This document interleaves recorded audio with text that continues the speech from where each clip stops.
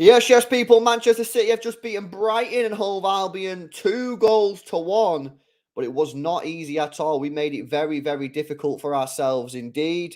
And it was disappointing in the end, really, because the first half was really, really good. And I thought, you know what, this is Man City of old, and this is great. And then second half, I felt like we just thought that 2-0 was enough, really, and just disappointing that we didn't really kick on. And in the end, we could have potentially paid the price. Now, obviously, we didn't. We got the 2-1, but I think it shows you that things are still not quite right.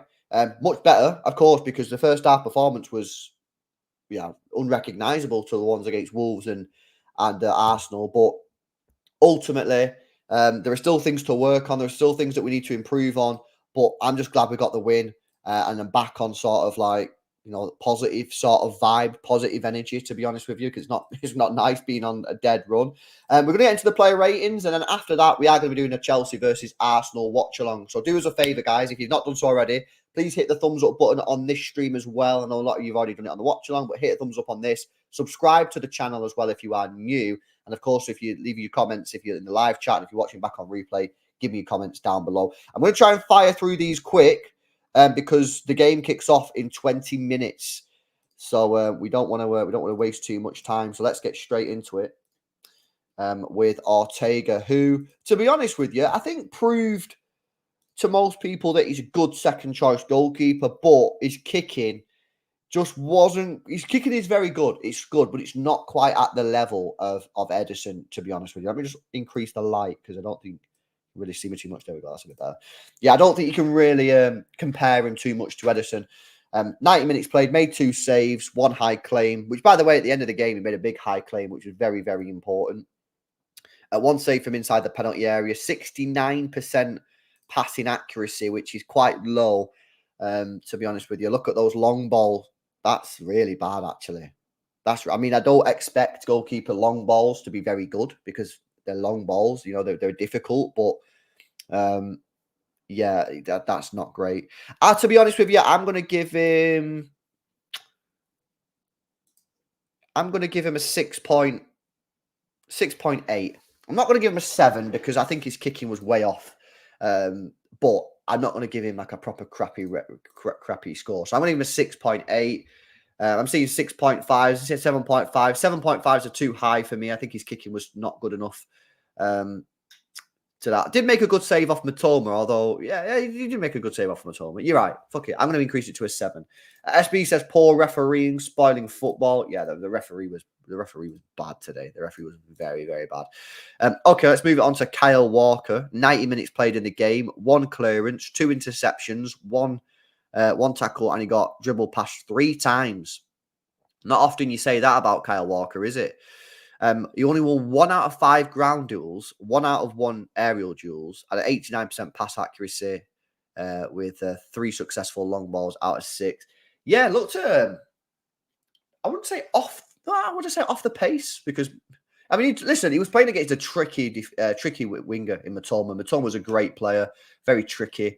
Doesn't just have raw pace where maybe like when he plays against Mbappe, it might be actually a weird shout. This, and if you think this is ridiculous, then feel free to say it's ridiculous. But I feel like almost Kyle Walker almost likes playing against Mbappe more than someone like Matoma because Matoma's more tricky in the sense that like he'll weave in and out. He's got more of a low center of gravity. Whereas Mbappe, well, he can weave in and out. He's more P&P. And I think Kyle Walker can deal with that a little bit better. And I think he maybe struggled a little bit against Matoma today. Still on the whole, did a decent job. I'd give him a 7 as well. I'll give him a 7. I don't think I can really give him any higher than a 7, to be honest with you. I think that's probably the highest I can give him. And let's keep it moving, guys. Let's keep it moving. We've got a watch along to get on to. Akanji, that's his heat map from today. So, everywhere. 90 minutes played, 2 clearances. He won 2 out of 5 ground duels. He had 100% passing accuracy off of 79 passes, which is very impressive, including 6 long balls. Listen, I thought he'd done all right today, to be honest with you. I think it was unlucky for the goal because he's trying to stop Evan Ferguson from getting the ball behind him. And by doing that, he's had to stretch out with his left foot to stop it from going for Evan Ferguson. And the ball's hit him and it's gone straight to Ansu Fati. What can you do?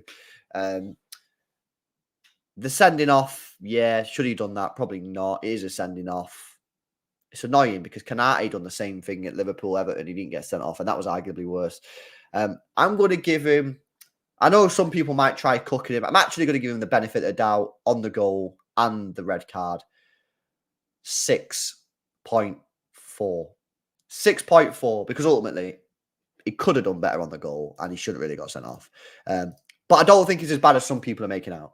Josko Gvardiol, another pretty standard performance from Gvardiol. He's getting himself now into the Rodri bracket and the Diaz bracket. I know it's early days of just being standardly mint.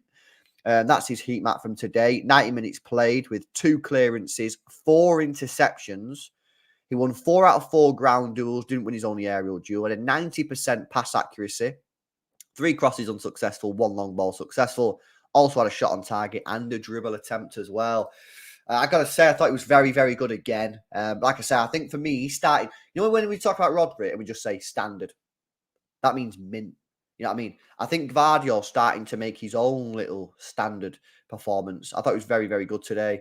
I'm going to give him high 7s or 8s.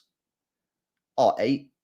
Yeah, I'm going to give him an 8. I thought he did really well today. I thought defensively solid, went forward, did some really good runs as well. I think I can give him an 8. I think I can give him an 8. Absolutely, I'll give him an 8. Big up to Sign Silver, who's just joined the squad. Big up, bro. Thank you very much for helping support me, bro. And yeah, stay tuned for the United game when we do the draw and do the giveaway. But yeah, I thought Gvardiol today, very solid. Big up to Sign Silver. This is John Stones' heat map from the game. Very good to see him back in a City shirt from the start. 75 minutes played, a little bit longer than I thought he would probably play. 100% passing accuracy, nice. 1 cross unsuccessful, 2 long balls, both successful. 1 dribble unsuccessful. He won 2 out of 4 ground duels. And they're the defensive stats there as well. Nice. I said it during the game, but I actually thought he was better than I thought he was going to be. I thought he'd still be a little bit rusty, but weren't really any signs of that at all, to be honest with you. And you could see straight away driving into midfield, we just look a whole lot better with him in the side than we do without him. Good rating again. Does he get in the 8s or does he get high 7s? Was he better than Gvardiol?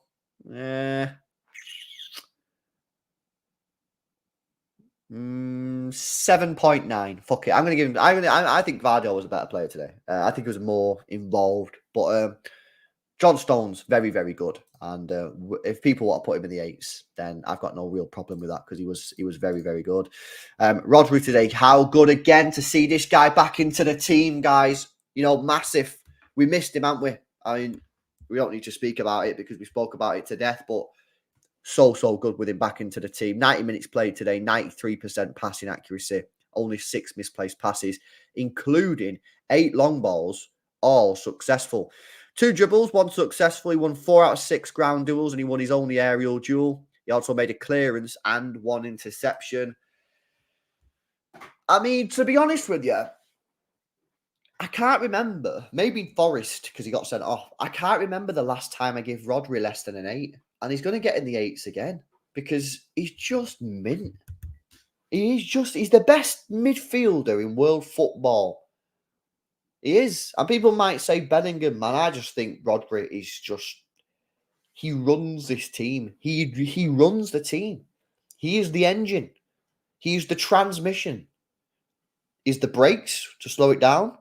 He's also the gas pedal to get us going. He's everything, man. Do you know what I mean? I think he's class. I'm going to give him an 8.3. 8.4. 8.5. I don't even know, man. I don't even know where to put him, to be honest. Somewhere in the 8s.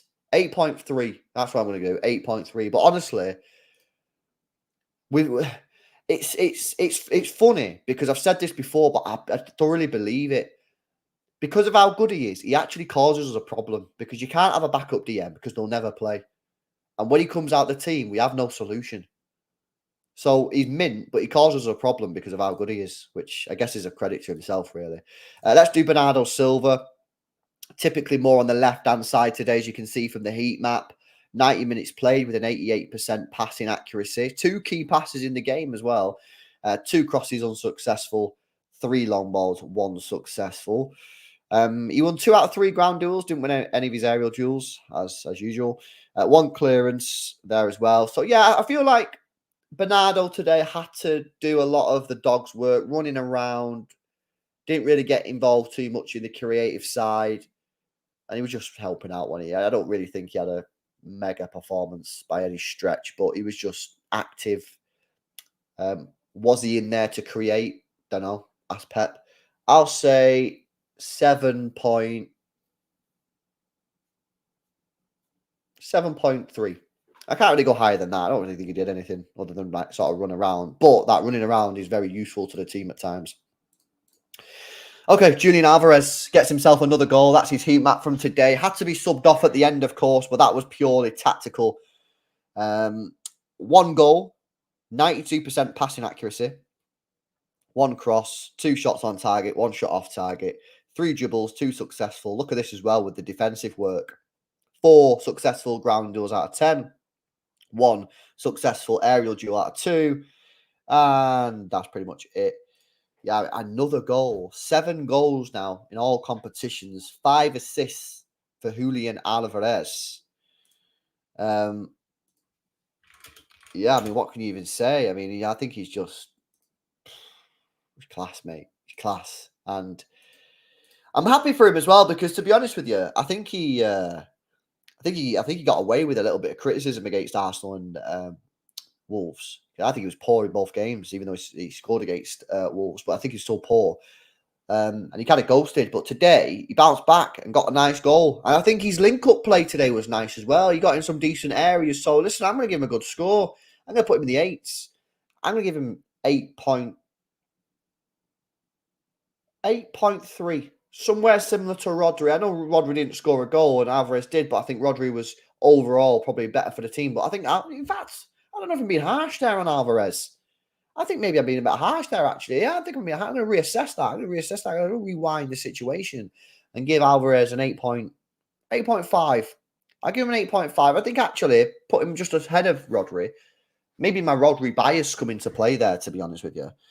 Yeah, I'm going to give him an 8.5. I think it was good today. Okay, let's go Phil Foden. I thought Phil Foden was good in the first half, ghosted in the second, like most. 90 minutes played in the game, 1 shot off target, 2 dribble attempts, 1 successful, 78% passing accuracy, 3 key passes, 1 cross unsuccessful, 3 long balls, 1 successful, 8 ground duels, 3 successful. He won his aerial duel as well. So a lot of defensive work again. I thought first half, it was very good. I thought Phil Foden in the first half was very, very good. Second half, like the rest of the team, disappeared. But do you put that down to the players, the manager, the environment? I don't know, because when everyone disappears, I can't really blame an individual player for that. So, listen, for me, I still think I'm going to give him a decent score, because in the first half, I thought it was very, very good. Did he reach the 8s? I'd probably say no, but high 7s for sure. 7 point. But then second half, he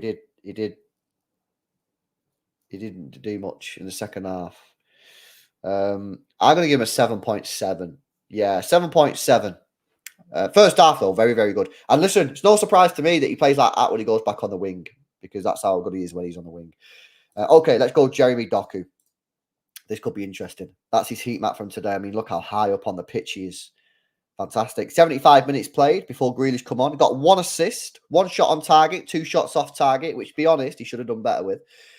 6 dribbles, 5 successful. Lovely stuff. 84% pass accuracy, 2 key passes in the game, 1 big chance created, 2 crosses unsuccessful, 1 long ball unsuccessful. He also won 8 out of 10 ground duels with some good defensive work rate as well. A couple of offsides, which probably needs to work on. Cheap offsides.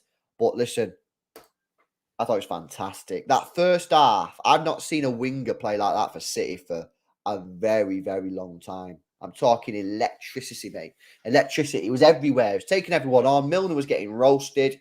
And it was just like the Jeremy Doku show. Unfortunately, as we've said, in the second half, we took the foot off the gas. So we didn't really cook in the second half the same. But first half performance will carry him into the 8s easily, in my opinion. Doesn't get into the 9s because I think he would have needed to do it in the second half as well. Is he better than Alvarez? Yeah, props. Alvarez 8.5. See, I've got a bit high there. This is a problem. I've probably gone a little bit too high on Alvarez and Rodri. But it is what it is. It's not that deep. I'll give Doku an 8.6. I think for me, he's my man of the match. So I've got to put him above Alvarez because that's how it works. And I give Alvarez an 8.5. So I'll give him an 8.6. Very, very, very good performance. 100% will start midweek. Has to, because you can't drop a performance like that and then not start the next game. Well, you probably can actually. Ask Riyad Mahrez. Riyad Mahrez disagrees with that statement. So yeah, probably can actually. Okay, let's do Erling Haaland to finish off. That's his heat map from today. Pointless, really. I don't know why I do the stats for Haaland. 90 minutes played, got the goal, and there's the rest of his stats, which mean nothing really because all we care about is the goals when it comes to Haaland. Listen, nice from Haaland. Got involved a lot more today. Some nice plays. Got the finish. Nice goal into the bottom corner. Good. I put him in 8.2. I think Alvarez probably was better for me than Haaland. But it's always going to happen, really, because unless Haaland scores 2-3 goals, Alvarez is involved more. So he's always going to beat Haaland on the scores like that. So I'll give him an 8.2. But nice to see him back on the score sheet. That's 9 goals in all competitions. Oh, no, in the Premier League for Erling Haaland. And good to see. I'm not going to go through the player ratings for the subs, just because I've not got time. I need to get this watch long set up because we're about to watch Arsenal versus Chelsea. So there you go. Listen, to summarise, what did we want before the game? We wanted to win. We wanted the 3 points by any means. We got that. We got some super positive signs in the first half that this Manchester City team can get back to its best, because that first half performance was exceptional. Concerns in the second half, whether or not you think that was intentional to ghost or to pause it for 45 minutes. I don't believe that for a second. I think pausing against Brighton for 45 minutes when you're 2-0 up is very naive. I don't think that's the case. I just think we ghosted or whatever. Yeah, I mean, still things to improve on. But there are certainly positive signs. We got the win. We are temporarily top of the league, I believe, which is great news.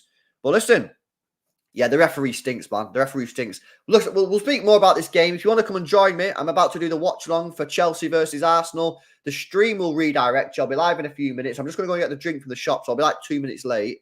But yeah, buzzing. Leave your comments down below. Hopefully see you in the watch-along. I'll be like 2 minutes after the game starts, so we're going to get a drink. See you in a bit.